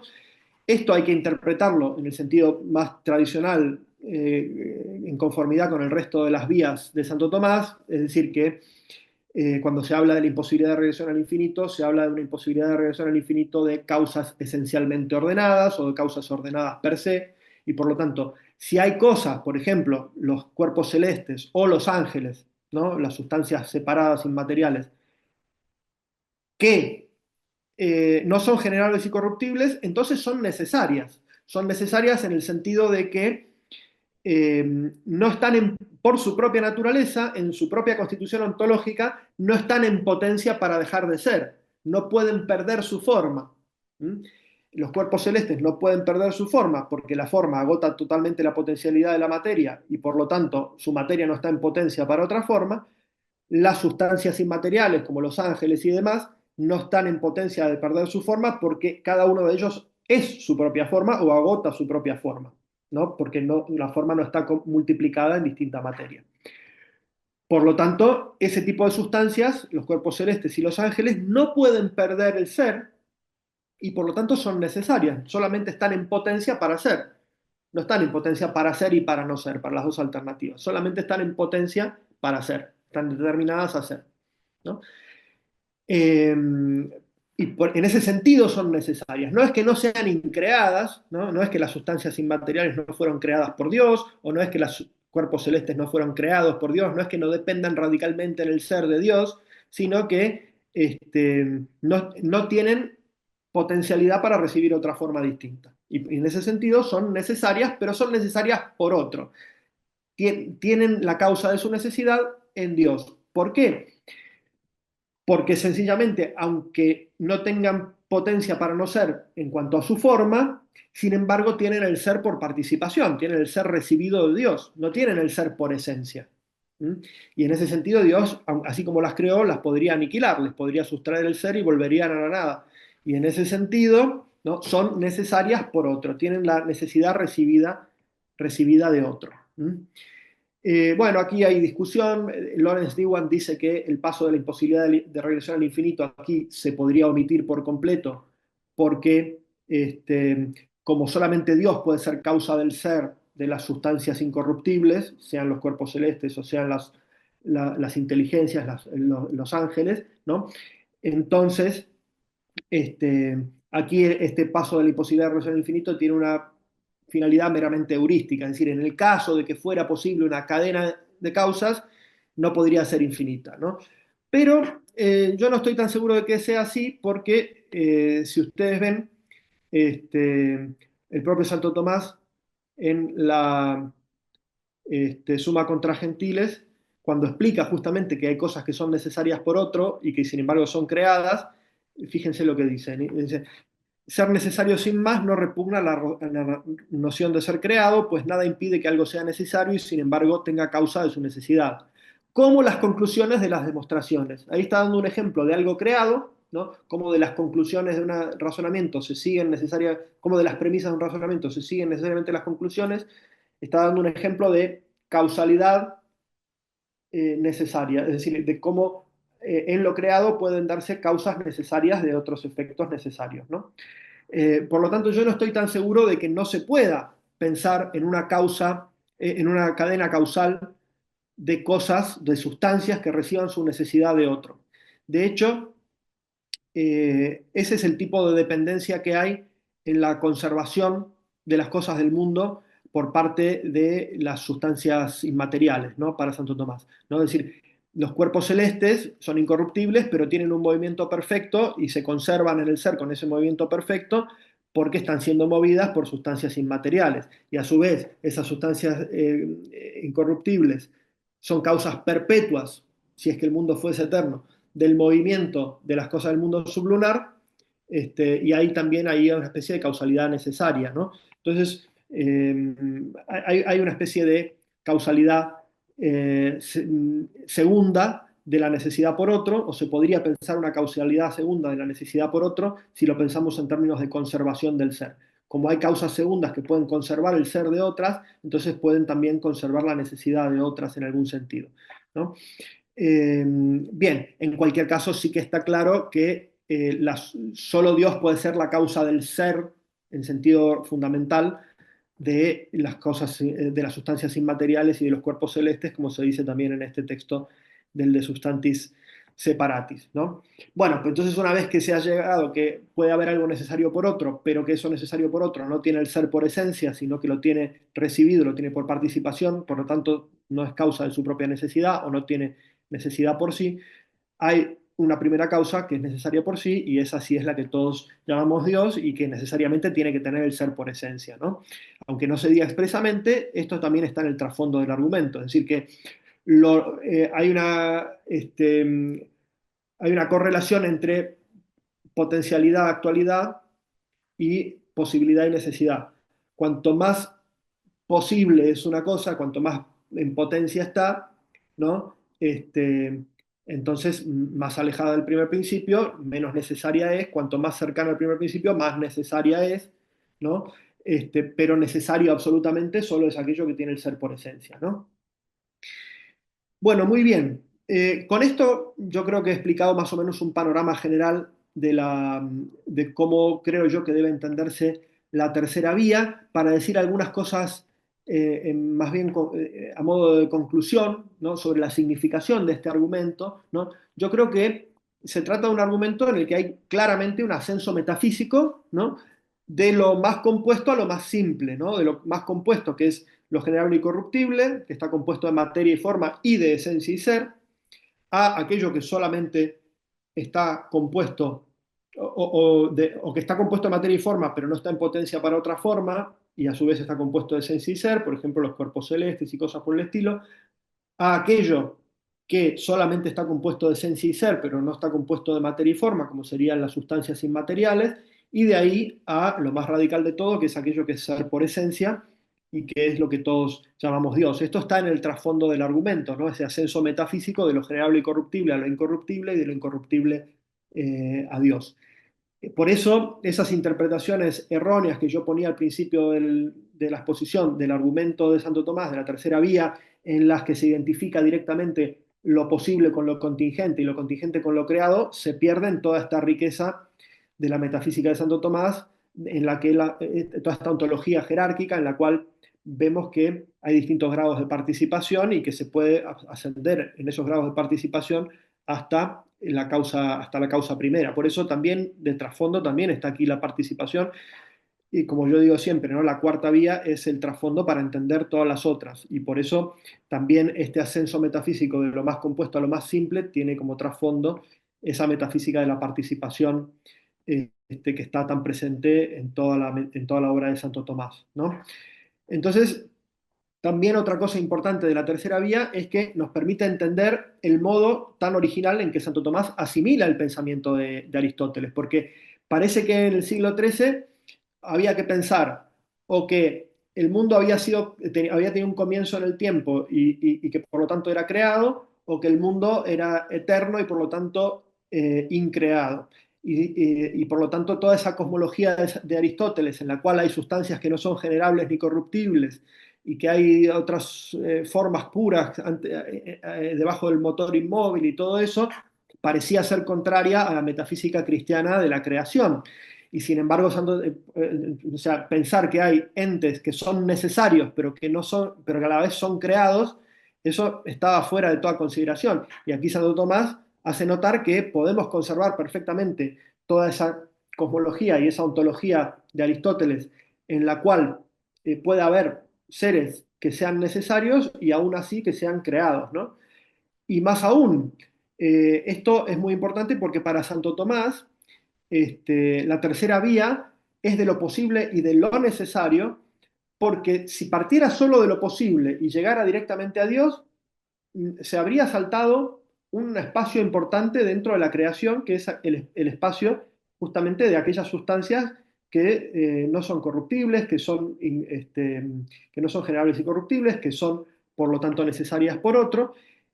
Y es muy claro para Santo Tomás, y con esto quiero mostrar un último texto, es muy claro para Santo Tomás que lo posible y lo necesario son propiedades del ente creado.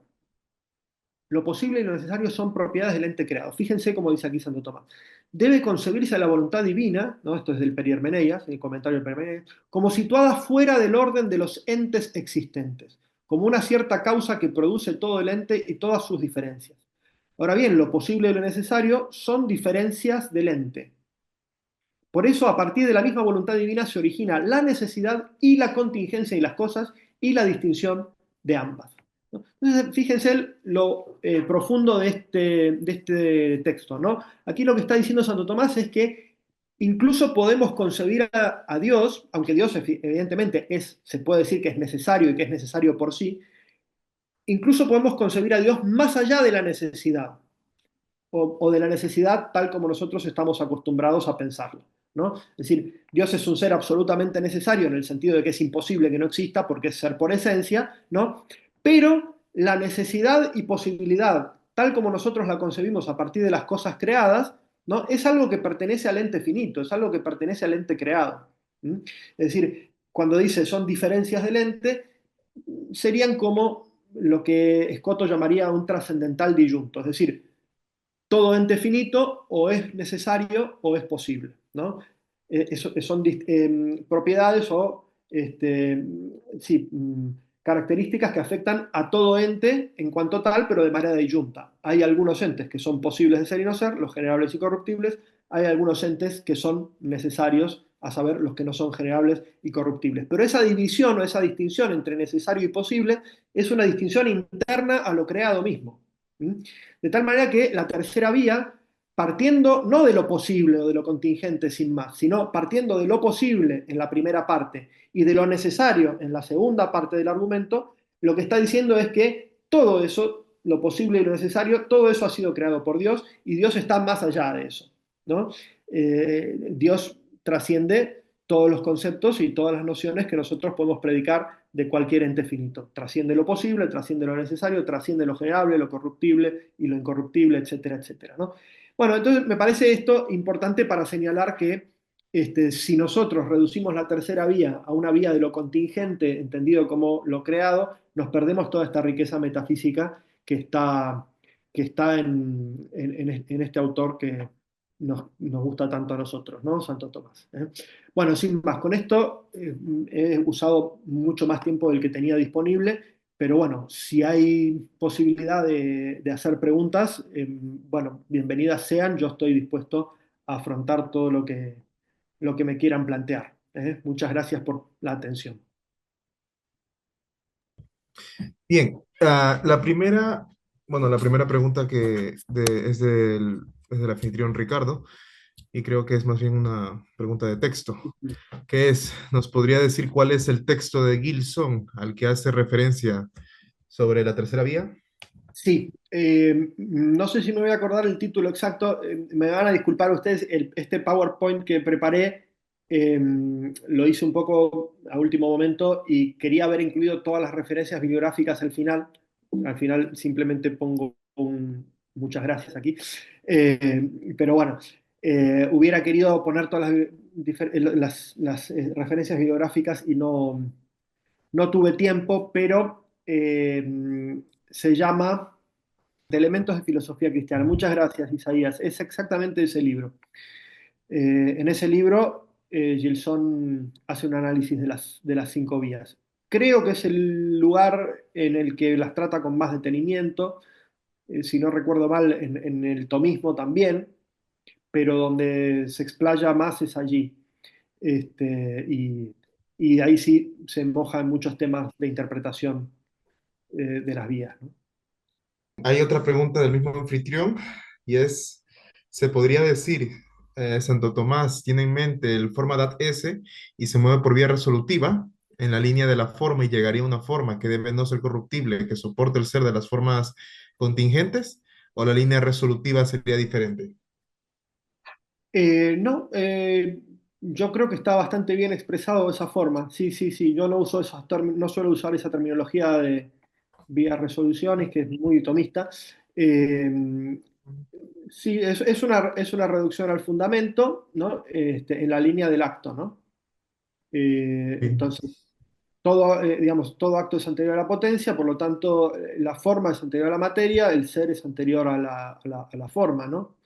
Este, y por ahí van, las dos partes de la vía reflejan un poco esos dos movimientos, ¿no? No podría ampliarlo porque me parece que está muy bien expresado así. Bien, de ahí la pregunta es de Carlos Rangel. ¿Cómo argumenta contra el contingentismo absoluto Santo Tomás, a tenor de San Buenaventura, averroísta latino, Leibniz?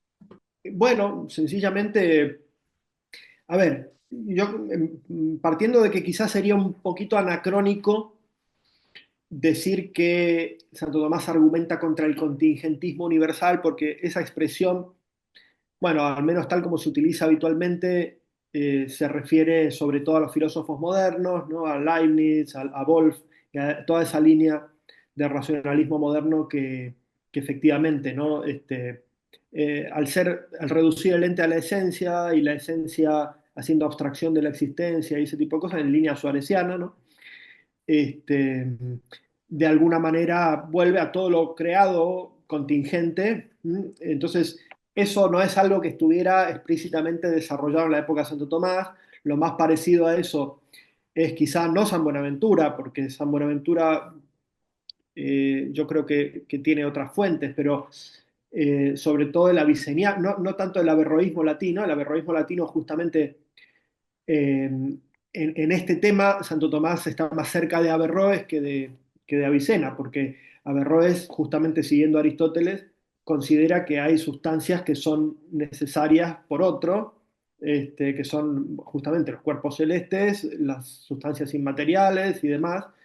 Este, y en ese sentido, la tercera vía es más averroísta que aviceniana, si se quiere, ¿no?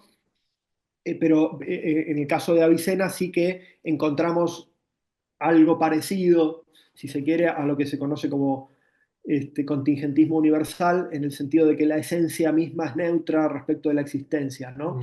Entonces, lo creado lo creado o lo creable es la esencia misma en tanto que es capaz de recibir la existencia de modo extrínseco, ¿no? Como un accidente. Y en ese sentido, ¿cómo argumenta Santo Tomás? Bueno, Santo Tomás toma lo que puede y rescata lo que puede de todos los autores, porque él encuentra verdades en todos ellos y por lo tanto en algunos textos rescata algunas cosas de Avicena, en otros textos rescata otras cosas de Averroes y yo no diría que él está totalmente en contra de unos ni de otros, sino que según el tema en particular, cuando está en desacuerdo lo señala y demás, ¿no? En este punto está claro que para Santo Tomás, este, eh, al haber, entendiendo los términos en el sentido que los hemos explicado, ¿no? Lo posible de ser y no ser, como lo generable y corruptible, y lo necesario como aquello que no está en potencia para perder el ser desde su propia naturaleza al menos, este, bueno, pues está claro que no todo lo creado es contingente, ¿no? Hay cosas que son creadas y Ujú. son necesarias, aunque sean necesarias por otros, ¿no?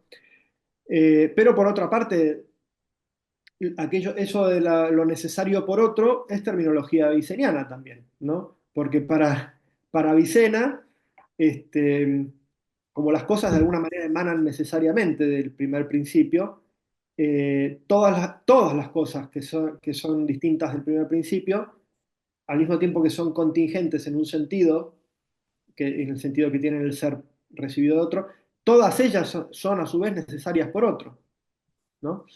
Y con eso tampoco estaría de acuerdo Santo Tomás, ¿no? Pero él utiliza esa terminología de lo necesario por otro, que es, si entiendo bien, es aviceniana, ¿no? Lo que pasa es que él la usa de manera acotada para referirse a todas aquellas cosas que no están en potencia desde su propia naturaleza para dejar de ser, ¿no? Eh, bueno, no sé si he respondido. Y con respecto a San Buenaventura, la discusión es otra, la discusión es la de la eternidad del mundo. eh, y allí, bueno, sencillamente Santo Tomás, en todos los lugares donde habla de esto, en la Suma Teológica o en el de Eternitate Mundi y demás, lo que muestra es que la razón de creación o la causalidad propia de la creación no requiere movimiento y por lo tanto no requiere tiempo, no tiene nada que ver con el tiempo, digamos, está al margen del tiempo, o sea que podría el mundo haber sido creado con independencia de que haya tenido o no un comienzo temporal. Entonces, el conflicto con San Buenaventura va sobre todo por ese lado, ¿no? Es decir, que la creación, creatio non es mutatio, y la creación no requiere un comienzo temporal. No sé si esto responde más o menos. Podría decirse que las sustancias puramente inmateriales, como los ángeles, son necesarias secundum quid o son necesarias impliciter. Bueno, es curioso. Santo Tomás, si usamos la terminología de Santo Tomás, él diría que son necesarias simpliciter, porque fíjense, de hecho tengo un texto allí, aquí, bueno, ya lo leí antes, ¿no? El de la suma contra gentiles, donde justo puse ahí la palabra, porque estuve a punto de traducir, ahora bien, fíjense, ahora bien, ser necesario sin más, y ahí el sin más traduce simpliciter. Yo estuve a punto de traducir absolutamente, pero como en latín también existe la palabra absolute, entonces decidí traducirlo sin más, ¿no? Eh, Fíjense, dice expresamente, ser necesario simpliciter o sin más no repugna, ¿no? Al ser creado. Es decir, que algo puede ser simpliciter necesario y ser creado, ¿no? Y más abajo lo mismo, ¿no? Este, Nada impide que algunas cosas sean producidas por Dios de modo tal que, sin embargo, ellas sean necesarias sin más, simpliciter, ¿no? Lo que pasa que, claro, allí ¿qué quiere decir simpliciter? Simpliciter significa, sin más, ¿qué quiere decir? Que por su propia naturaleza, considerando únicamente su naturaleza, son necesarias. Si no consideramos eh, de dónde reciben su necesidad y su naturaleza, por lo tanto, este, absolutamente hablando, simpliciter son necesarias, ¿no? Ahora, secundum quid no lo son porque este, al tener el ser por participación, ¿no? Entonces esa necesidad y esa esencia, esa naturaleza la tienen también recibida de otros, ¿no? Y por lo tanto pueden perder el ser, pero no lo pueden perder por ellas mismas, lo pueden perder porque su causa puede dejar de infundírselo, ¿está bien? En relación con su propia naturaleza son absolutamente hablando o simpliciter necesarias. Si la razón distingue entre lo imposible y lo necesario, ¿no es esta distinción misma una prueba de que el ser no se confunde con el pensamiento, sino que lo trasciende como fundamento absoluto? Está muy bien eso, me gusta, sí. Yo diría, absolutamente hablando, diría que sí, porque sí, nuestra capacidad de pensar entes de razón es un signo de la finitud de nuestro intelecto, porque nosotros no somos el mismo ser subsistente, ¿no? Y por lo tanto no somos nuestro propio entender, y entendemos recibiendo las formas de las cosas y distinguiendo unas formas de las otras. Y por eso el primer principio a nivel del juicio es el principio de contradicción, que nos permite separar lo que es de lo que no es, el ente del no ente, ¿no? Este, eso es un signo de nuestra finitud y que podamos nosotros pensar lo imposible y tratarlo como si fuera un ente. Lo imposible es un ente de razón, ¿no? Este, sí, pues es un signo de que nuestro intelecto es finito, es creado, es participado. Estoy de acuerdo, sí, me gusta esa manera de pensar. ¿Cuál es su consideración, y esta pregunta me la hacen al privado, cuál es su consideración respecto de aquellos anglotomistas que optan en pasar la tercera vía al S5, que es un lenguaje modal, si no me equivoco? Bueno, hablé de esto, ¿no? No, perdón, Bonnebach, Daniel Bonnebach, este, tiene esta interpretación y lo sigue también Robert Kunz, ¿no? Robert Kunz es muy entusiasta también de esta interpretación. Entonces, vamos a ver, me gusta como argumento mmm, que busca de alguna manera eh, pues actualizar la tercera vía y ponerla en un lenguaje conceptual accesible a la metafísica más bien de tradición analítica contemporánea, donde, claro, bueno, se sabe que el estilo de metafísica que se desarrolla en la filosofía analítica está muy, este, eh, muy fuertemente condicionado, por no decir impregnado, de los descubrimientos de lógica modal del siglo XX, de mediados del siglo XX, ¿no? De Ruth Barkan, ¿no? Y luego la semántica de mundos posibles de Kripke, Plantinga y demás.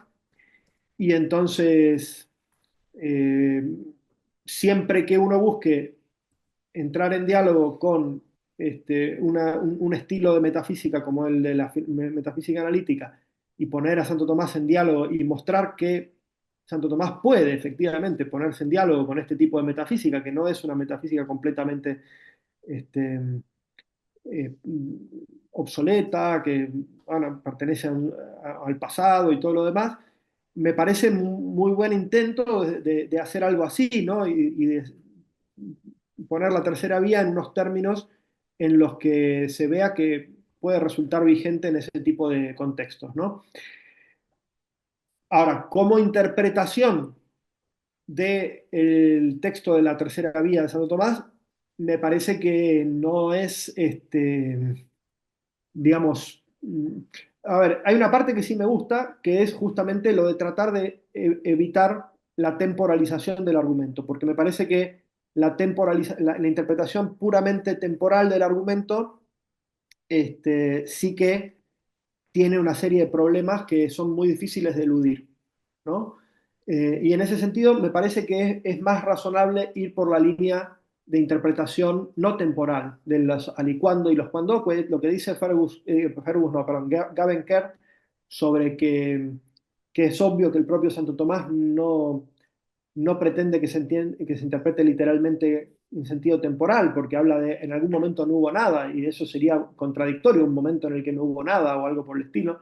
Bueno, uno lo puede entender como un contraposible, ¿no? Decir, bueno, si fuera posible un tiempo en el que no hubiera nada, pues eso es lo que se daría, ¿no?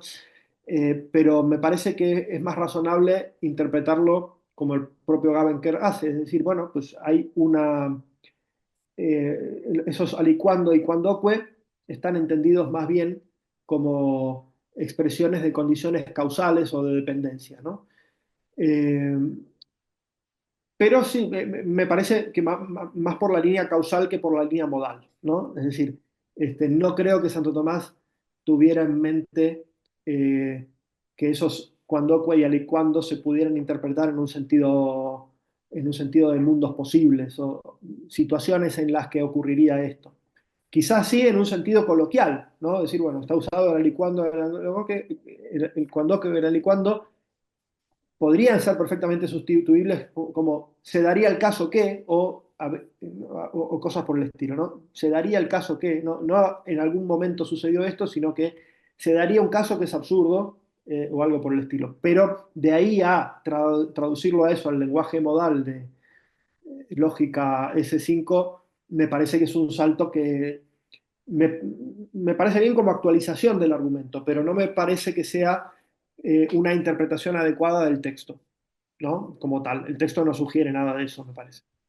Como usted expuso, dado que en Santo Tomás y en Aristóteles está la creencia de que los cuerpos celestes eran corruptibles y ahora obviamente sabemos que no es así, mm, cuál podría ser una entidad que nosotros podríamos considerar actualmente como incorruptible? A mí se me ocurrían las partículas fundamentales, los quarks, los muones, etcétera, pero también me parece que hay un matiz y es que esos vendrían a encasillarse más con los elementos aristotélicos, por ejemplo, antes que con sustancias propiamente, puesto que éstas conforman sustancias antes que ser sustancias en sí mismas. Entonces, no sé, mm, ¿cuál usted consideraría cómo podríamos llenar ese, por así decirlo, ese vacío?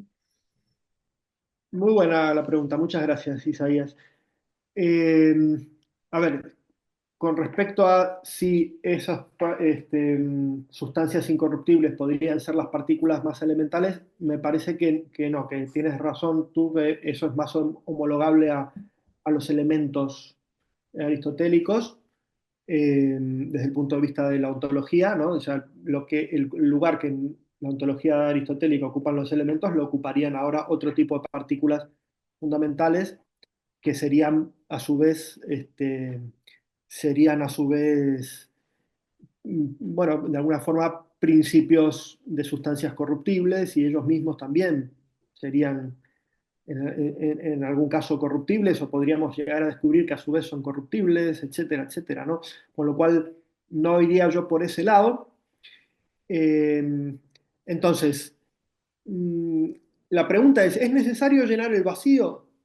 Eh, bueno, eh, uno podría plantear la tercera vía de una manera en, en la que dijera, bueno, toda esa parte de sustancias creadas incorruptibles la podemos tratar simplemente como a título hipotético, ¿no? Es decir, mmm, vemos que hay cosas generables y corruptibles, estas no pueden ser las únicas que hay, tiene que haber al menos algo que no sea generable y corruptible.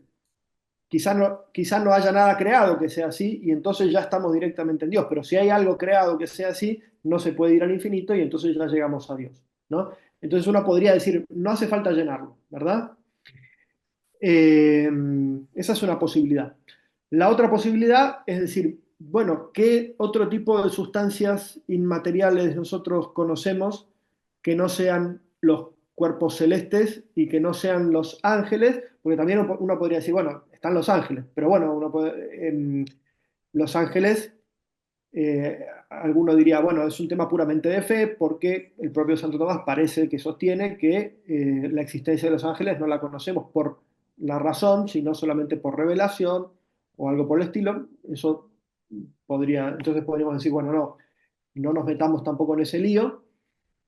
Pero bueno, eh, tenemos también alguna forma conocemos que es capaz de subsistir con la razón natural, alguna forma conocemos que es capaz de subsistir sin la materia, y es nuestra propia alma intelectiva, Mm, ¿eh? Que en algún sentido es sustancia y en otro sentido no es sustancia. ¿Mm? Para Santo Tomás, el alma intelectiva es, no es propiamente sustancia en el sentido de que no tiene una naturaleza completa cuando existe separada de la materia, es la forma sustancial de un compuesto, ¿no? Es un principio de una sustancia, pero no es una sustancia. Pero tiene algo de lo que tienen las sustancias, que es capaz de subsistir con su propio acto de ser, o sea que ella misma recibe su acto de ser como algo propio y es capaz de subsistir con su propio acto de ser una vez separada de la materia, una vez corrompida la sustancia o el sujeto como tal. Eh, y por lo tanto, ahí tenemos algo que es necesario por otro. El alma intelectiva comienza a existir por creación y no puede dejar ya de existir, más que por aniquilación, eventualmente, mm, cosa que no. mm. Pero por su propia naturaleza solo está en potencia para ser una vez que ha sido creada. Y eso, bueno, podría llenar ese espacio, es decir, en el sentido de que no tenemos algo necesario por otro que necesita ser causado por algo que sea necesario por sí. Ya por último, me comentan por privado si podría recomendar bibliografía intensiva, bibliografía seria sobre todo este tema que ha abordado. Creo que sería muy rico. Sí, sí, puedo recomendar varias cosas, lo que pasa que las voy a nombrar sin precisión, sin mucha precisión. En los últimos días estuve leyendo mucho sobre esto y encontré un montón de cosas que yo mismo no conocía y que me parecen muy interesantes. Siempre es importante, por ejemplo, el tratamiento que hace Whipple, ¿no? Whipple en su libro sobre la metafísica de Santo Tomás, el capítulo que dedica a la tercera vía, da un panorama bastante general, aunque es un poquito desolador en el sentido de que él se manifiesta claramente a favor de la interpretación temporal y al mismo tiempo considera que tiene aporías insolubles y por lo tanto dice, bueno, aquí no sé bien qué hacer con esto, ¿no? Pero es bueno porque da un panorama muy completo de la discusión y pone la bibliografía que pone abajo y los textos que cita Santo Tomás y demás son muy buenos, ¿no? Entonces, Whipple como panorama general, eh, bueno, Gavin Kerr tiene un libro que publicó recientemente, ahora no me acuerdo el título, estoy un poco espeso con estos temas, pero publicó recientemente un libro en el que recoge todos sus artículos sobre las vías de Santo Tomás y allí hay un capítulo muy, muy bueno dedicado a la tercera vía, muy, muy completo, muy bueno y muy completo. Otro autor muy interesante en este sentido es Lawrence Diwan. ¿Mm? Este sí lo tengo aquí a mano porque es de lo último que leí. Es aquí, no sé si llega a ver. Lecciones de Metafísica 2, está traducido al castellano. Tiene aquí un par de artículos sobre la tercera vía. Es un poco oscuro por momentos, pero es de los que más precisión tiene al momento de señalar textos de Santo Tomás, fuentes y demás. Y, por ejemplo, tiene un desarrollo sobre el comentario al Decaelo de Santo Tomás, donde explica esto de que, donde Santo Tomás justifica esto de que todas las cosas que son posibles de ser y no ser en algún momento no existen. Tiene un desarrollo muy bueno de esa parte del argumento. ¿Qué más cosas? Bueno, sí, los clásicos, ¿no? Gilson, por supuesto. Edward Fesser también en su libro sobre Santo Tomás. Eh, Él también tiene la interpretación temporal y de esto de el tiempo infinito en el pasado y todo eso. Él interpreta la vida de esa manera. Pero bueno, también es una buena presentación general del argumento. Eh, En fin, yo creo que ya he nombrado bastantes cosas. Lo de Bonnevag, perdón, es interesante, pero todavía no está publicado. Hay un vídeo en YouTube de Daniel Bonnevag explicando su versión modal del argumento, y luego hay un blog de Bob Kunz, de Robert Kunz, donde él explica también el argumento, lo pone en forma, y explica todos los pasos.